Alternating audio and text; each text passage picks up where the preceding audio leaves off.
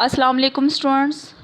हमारा आज का टॉपिक है रेक्टिलिनियर मोशन की exercise question number 14 to question number 10 to question number 14।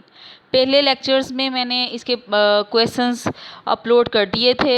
मैं उम्मीद करती हूँ कि आपने वो अच्छे से समझ लिए होंगे और अपनी तैयारी स्टार्ट कर दी होगी एग्ज़ाम्स के लिए। आज क्वेश्चन नंबर 10 है। ये क्वेश्चन नंबर जो आज का हमारा टॉपिक है ये बेस करता है variable acceleration, motion with variable acceleration. जो मैंने आपको 3 प्रॉपर्टीज़ बताई थी कि जब एक्सलेशन वेरिएबल एक्सलेशन है तो अगर वो एक्स पे डिपेंडेंट हो तो उसको किस तरह लिखा जाता है, अगर वो टी पे डिपेंडेंट हो तो उसको किस तरह लिखा जाता है, अगर वो वी पे डिपेंडेंट है तो उसको किस तरह लिखा जाता है। तो ये क्वेश्चन करने से पहले आप एक दफ़ा वो आर्टिकल एक दफ़ा रिव्यू कर लीजिएगा तो आपको ये आसानी से क्वेश्चन सॉल्व हो जाएंगे। ठीक है, क्वेश्चन नंबर 10 है discuss the motion of the particle moving in the straight line if it starts from the rest is equal to 0 and is acceleration. पहले एक्सलेशन उसने डिपेंडेंट ऑफ टाइम दिया हुआ है, ठीक है, टी एन दिया हुआ है, तो आपने उसकी मोशन डिस्कस करनी है। इसकी मोशन डिस्कस करने के लिए आप सबसे पहले वेलोसिटी निकालेंगे, फिर वेलोसिटी निकालने के बाद हम उसका एक्सलेशन लेकर आएंगे। वेलोसिटी एक्सलेशन को पहले वेलोसिटी में कन्वर्ट कर देंगे, फिर वेलोसिटी को आप डिस्प्लेसमेंट में कन्वर्ट कर देंगे यूजिंग द इनिशियल कंडीशंस। ठीक है, टाइम इज इक्वल है ए आपको दिया हुआ है टी की पावर एन, तो हम टाइम एक्सलेशन आपका डिपेंड कर रहा है टाइम पर, तो आप क्या लिखेंगे d v over d t. तो सेपरेबल वेरिएबल कर लेंगे, सेपरेबल वेरिएबल करने के बाद इंटीग्रेट करेंगे विद रिस्पेक्ट टू टी, तो डी वी की इंटीग्रेशन क्या आ जाएगी वी, और टी एन की इंटीग्रेशन आएगी t n plus one over n plus one n plus a क्या है आपके पास इंटीग्रेटिंग कांस्टेंट है। इंटीग्रेटिंग कांस्टेंट की आप वैल्यूज़ फाइंड आउट करोगे। आप इनिशियल कंडीशंस अप्लाई करेंगे at t is equal to 0, जब टाइम आपका 0 है। तो देखें क्वेश्चन में है कि उसने स्टार्ट की है अपनी रेस्ट से मोशन, जब टाइम उसका 0 है। जब वो रेस्ट से अपनी मोशन स्टार्ट करता है, टाइम 0 होता है, तो उसकी वेलोसिटी भी 0 होती है और उसका डिस्प्लेसमेंट भी 0 होता है। तो इसलिए अभी हमें क्या चाहिए, वेलोसिटी चाहिए और टाइम चाहिए। तो at t is equal to 0 पे वेलोसिटी क्या आएगी 0, तो ये दोनों वैल्यूज़ आप इक्वेशन नंबर 1 में पुट करोगे तो एक ही वैल्यू आपके पास क्या आ जाएगी 0। So the equation number 1 becomes बन जाएगी आपके पास t n plus one over t n plus one. अब वी है, ये वी की वेलोसिटी निकल आई। अब वेलोसिटी को आपने किस में लेके जाना है, डिस्प्लेसमेंट में। तो ये टाइम डिपेंडेंट है तो डिस्प्लेसमेंट की वैल्यू आपके पास क्या आ जाएगी d x over d t is equal है टी की power n plus one over n plus one. अब अगेन इसको इंटीग्रेट करेंगे, ठीक है, अगेन इंटीग्रेशन हम लोग करेंगे। तो इंटीग्रेशन करने के बाद सेपरेबल वेरिएबल करके इंटीग्रेशन करेंगे तो अगेन इंटीग्रेटिंग कांस्टेंट आ जाएगी बी। तो इंटीग्रेटिंग कांस्टेंट की वैल्यू आप निकालेंगे using the initial condition t at is equal to 0। आपका डिस्प्लेसमेंट भी 0 है तो वो वैल्यूज़ आप इसमें पुट करेंगे एक्स में, तो आपके पास बी की वैल्यू क्या आ जाएगी 0। सो एक्स आपके पास आ गया टी की power n plus one over n plus one n plus two. ठीक है, सिमिलरली ये आपके पास एक दूसरा पार्ट है इसका a cos t plus b sine t. यहाँ पे ए और बी कॉन्स्टेंट्स हैं, ये वेरिएबल्स नहीं हैं। ठीक है, तो ये आपके पास टाइम डिपेंडेंट है। ये उसने एक्सलेशन की वैल्यू दी हुई है। एक्सलेशन इसमें किसके डिपेंडेंट है, टी के। सिमिलरली आप प्रीवियस क्वेश्चन की तरह d v over d t लेंगे, d v over d t लेंगे, इसकी सेपरेबल वेरिएबल करके इसकी इंटीग्रेशन करेंगे। जब इंटीग्रेशन की तो ए कांस्टेंट आपके पास ए आया using initial condition same at t is equal to 0 पे वी वेलोसिटी आपके पास क्या आ जाएगी 0। तो आपके पास ए की वैल्यू क्या आएगी बी, ठीक है, और ए की वैल्यू आप इसमें क्वेश्चन नंबर 1 में पुट करेंगे तो वेलोसिटी की वैल्यू आपके पास निकल आएगी। अगेन वी को हम किस में चेंज कर देंगे, d x over d t में चेंज कर देंगे। इसको अगेन इंटीग्रेट करेंगे। अगेन इंटीग्रेशन करने के बाद आपके पास आ जाएगा x is equal to minus a cos t minus b sine t plus b. B again integrating constant है, तो आपने क्या करना है यूजिंग द इनिशियल कंडीशंस लगाएंगे एट इज इक्वल टू 0 पर आपका डिस्प्लेसमेंट क्या है 0, क्योंकि मोशन अभी रेस्ट से स्टार्ट हुई है, रेस्ट पे था बॉडी तो उसका टाइम भी 0, time t is equal to 0 पे उसकी वेलोसिटी भी 0 है, उसका डिस्प्लेसमेंट भी 0 है।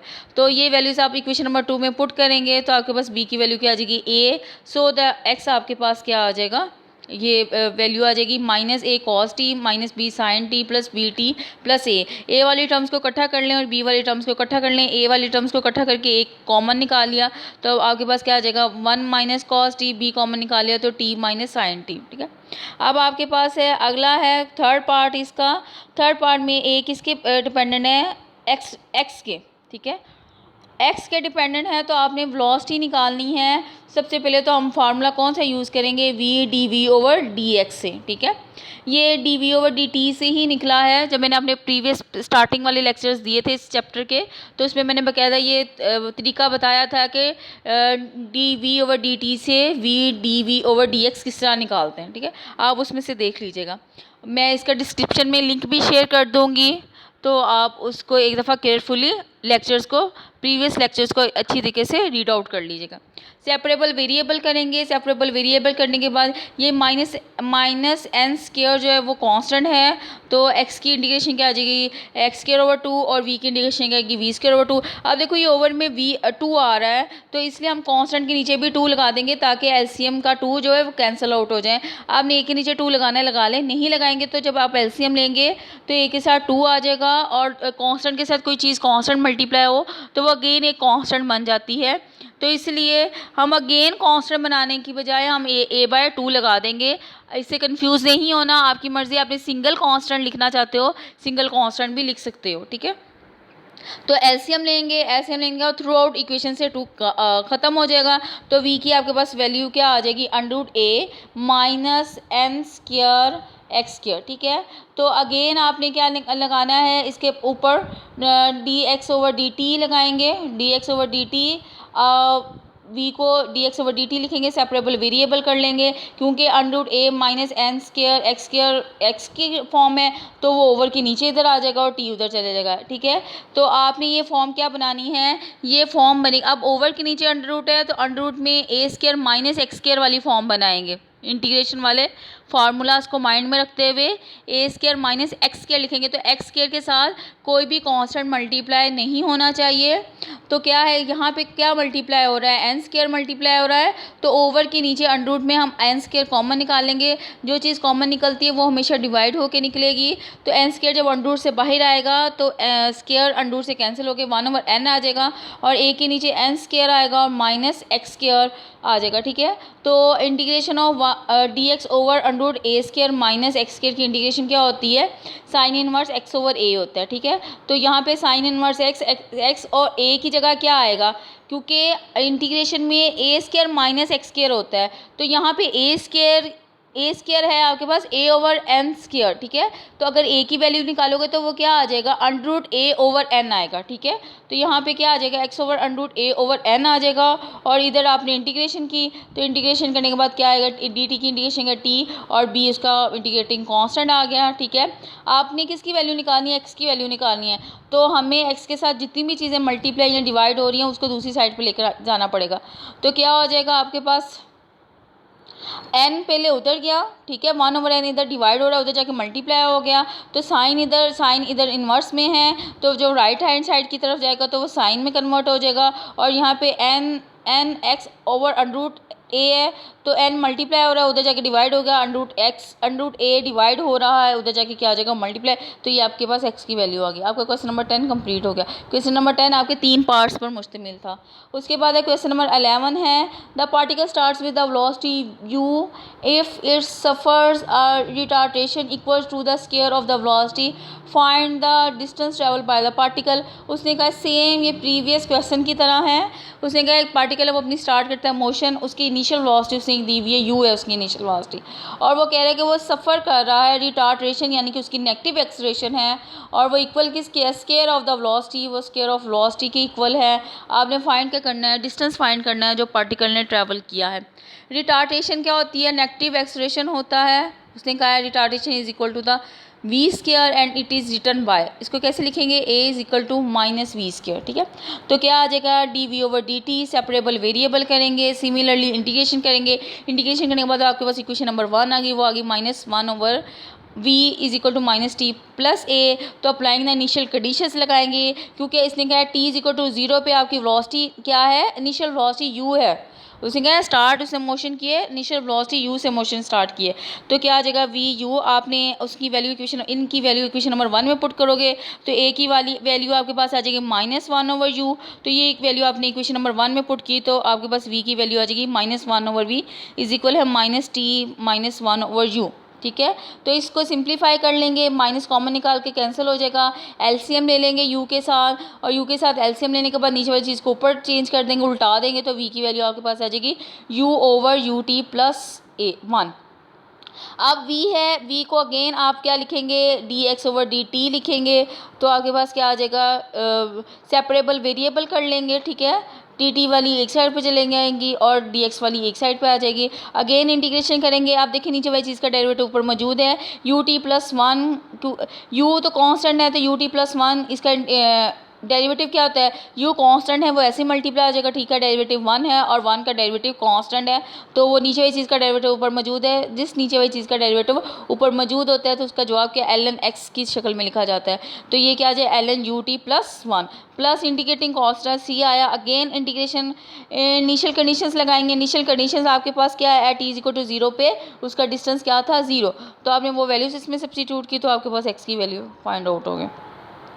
सिमिलरली क्वेश्चन नंबर 12 है, discuss the motion of the particle if it starts from the rest. ये रेस्ट से स्टार्ट करता है एट द डिस्टेंस ए, उसका distance a from a point O, वो कहता है एक पॉइंट ओ से उसका डिस्टेंस ए है, एक इनिशियल पॉइंट उसका ओ है, वहाँ से वो कुछ फासला तय करके ए पॉइंट पे खड़ा है, वहाँ वो तब वो रेस्ट की पोजीशन पे है, तब वो अपनी मोशन स्टार्ट करता है। मोशन विद द एक्सेलरेशन, जो उसका एक्सेलरेशन है वो equal to the mu time its distance from O. वो कहता है वो जो ओ से जितने फासले पे वो खड़ा है वहाँ से वो अपनी मोशन स्टार्ट करता है, और जिस हिसाब से वो मोशन स्टार्ट करता है उसका जो एक्सेलरेशन है वो म्यू टाइम्स उतने डिस्टेंस के इक्वल है, ठीक है। अगर वो उतना डिस्टेंस x है, फॉर एग्जांपल हम सपोज कर लेते हैं, let the distance of the particle from the o is x from the time t, यानी कि t time after time t time के बाद जो उसका डिस्टेंस x है फ्रॉम o से, देन एक्सेलरेशन क्या होगा u टाइम्स x होगा, तो एक्सेलरेशन आपके पास क्या आएगा म्यू x। तो ये डिपेंडेंट ऑफ x है, तो डिपेंडेंट ऑफ x के लिए आप कौन सा फार्मूला यूज़ करेंगे, v d v over d x. सबसे पहले आपने क्या निकालनी है, वेलोसिटी निकालनी है, सेपरेबल वेरिएबल कर लेंगे, इंटीग्रेशन कर लेंगे सिमिलरली प्रीवियस क्वेश्चन की तरह ही, क्योंकि इसकी इंटीग्रेशन करेंगे तो वी स्क्वायर के नीचे भी 2 आ जाएगा, एक्स के नीचे भी 2 आ जाएगा, इसलिए हम कांस्टेंट के नीचे भी 2 लगा देंगे। 2 लगाने के बाद एलसीएम लेंगे तो कंप्लीट 2 को कैंसिल आउट हो जाएगा। उसके बाद इनिशियल कंडीशंस लगाएंगे, इनिशियल कंडीशंस क्या है, जब टाइम उसका 0 है तब पार्टिकल कहाँ पे खड़ा है, एक्स पॉइंट पे, जब x ने a डिस्टेंस ट्रैवल किया इस पॉइंट पर वो पार्टिकल खड़ा है, और तब उसकी वेलोसिटी क्या है 0, क्योंकि उस पॉइंट पर वो रेस्ट की पोजीशन में है, लेकिन उसने डिस्टेंस जो है इनिशियल पॉइंट o से a तक का डिस्टेंस उसने ट्रैवल कर लिया है। तो आप ये वैल्यू पुट करेंगे तो k की वैल्यू आपके पास आ जाएगी म्यू a स्क्वायर, तो ये वैल्यू आप ऊपर वाली इक्वेशन में पुट करेंगे तो आपके पास v स्क्वायर की वैल्यू आ जाएगी mu x square minus mu a square, under ले लेंगे दोनों तरफ से, तो आपके पास v की वैल्यू आ जाएगी वेलोसिटी के। अब इस वेलोसिटी को आपने किस में चेंज कर देना है, डिस्टेंस निकालना है, तो डिस्टेंस निकालने के क्या आ जाएगा d x over d t लिखेंगे, mu as it is constant बाहर निकल आएगा, तो आप सेपरेबल वेरिएबल कर लोगे। अब ये क्या है, ओवर के नीचे अंडर रूट है, लेकिन ये क्या है a square minus x square minus a square है, तो इसका फार्मूला क्या होता है cos hyperbolic inverse x over a, ठीक है। और सी इसका इंटीग्रेटिंग कांस्टेंट है।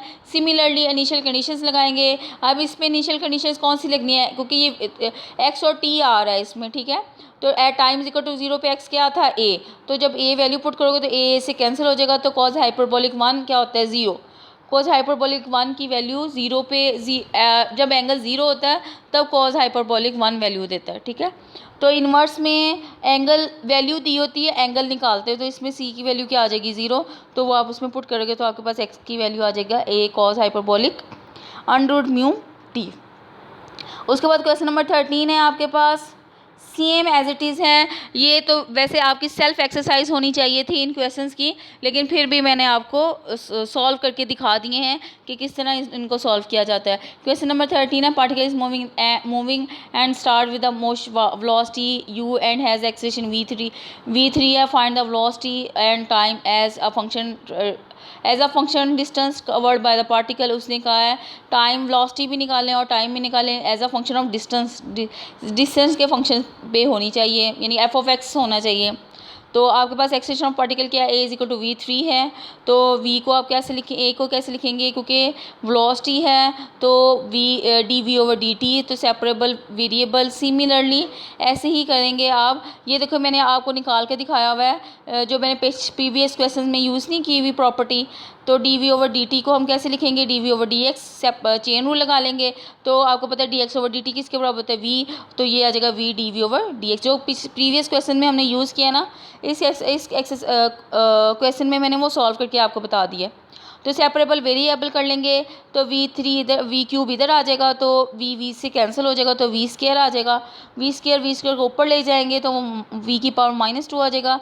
तो आप उस पर क्या इंटीग्रेशन लगा लेंगे, तो पावर रूल लग जाएगा कि पावर में एक 1 ऐड हो जाएगा, वही पावर नीचे डिवाइड हो जाएगी। dx की कंडीशन क्या होती है, x, और a आपका इंटीग्रेशन कांस्टेंट है। अब x = 0 पे एट, जब उसने डिस्टेंस ट्रैवल नहीं किया तो उसकी इनिशियल वेलोसिटी आपके पास उसने क्या दी हुई है, u। तो वह वैल्यू सब्स्टिट्यूट करोगे तो आपके पास a की वैल्यू आ जाएगी। a की वैल्यू सब्स्टिट्यूट करेंगे, उसको सिंप्लीफाई करेंगे तो v आपके पास क्या आ जाएगा, u/1 - ux। तो v को क्या लिखेंगे, v को लिखेंगे vx/dx/dt। तो सेपरेबल वेरिएबल कर लेंगे, तो वो आपकी लेफ्ट हैंड साइड पे उधर जाके उलट जाएगा। तो 1/u को 1/u का कांस्टेंट है वो बाहर निकल आएगा इंटीग्रेशन से। 1 की इंटीग्रेशन क्या होती है, x, और x की इंटीग्रेशन क्या होती है, x²/2। तो dt की इंटीग्रेशन क्या होगी, t, और साथ ही आपके पास इंटीग्रेटिंग फैक्टर, इंटीग्रेटिंग कांस्टेंट आ गया। इनिशियल कंडीशंस अप्लाई करेंगे, t = 0, x = 0। तो आपकी वैल्यू सब्स्टिट्यूट, b की वैल्यू आ जाएगी 0। आप इसमें वैल्यू सब्स्टिट्यूट करेंगे, इसको सिंप्लीफाई करेंगे, क्योंकि आपने टाइम निकालना है। टाइम आपके पास इजीली सिंप्लीफाई होकर निकल आएगा। ठीक है, आगे है क्वेश्चन नंबर 14। इस आज के लेक्चर का आखिरी क्वेश्चन है। ठीक है, question number 14 most important question है। The acceleration of the particle falling freely is the equal to the k/x²। एक पार्टिकल है फ्रीली फॉलिंग, वो मूव कर रहा है, ठीक है, और उसने कहा है उसका जो एक्सेलेरेशन है ना वो k/x² है। x जो है वो डिस्टेंस है फ्रॉम सेंटर ऑफ द अर्थ, ठीक है, सेंटर से, अर्थ के सेंटर से जितनी भी वो बुलंदी पर है, ठीक है, उतना जो फासला है पार्टिकल का वो x है। उसने कहा find the velocity of particle. आपने find the velocity of particle निकालनी from the centre of the earth. Centre of earth से पार्टिकल कितनी वेलोसिटी पर है।